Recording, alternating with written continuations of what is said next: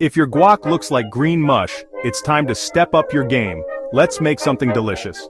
Start with 3 ripe avocados. You want them to give slightly under gentle pressure.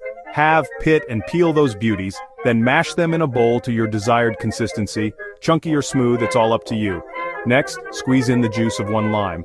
This not only adds a tangy kick but keeps your guac looking vibrant and green.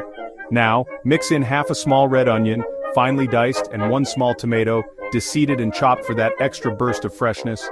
For some heat, finely chop 2 jalapeños, removing the seeds if you prefer a milder bite. Toss in 2 tablespoons of fresh cilantro, chopped to perfection. Season the mix with salt and pepper to taste.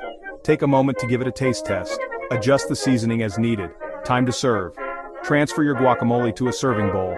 For that extra touch, garnish with more cilantro or a slice of lime. And there you have it, a creamy, flavorful guacamole that's perfect with tortilla chips or as a topping for tacos, burritos, and more.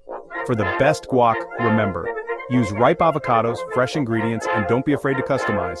Add garlic or cumin for a deeper flavor, and to keep it fresh, press plastic wrap directly onto the surface.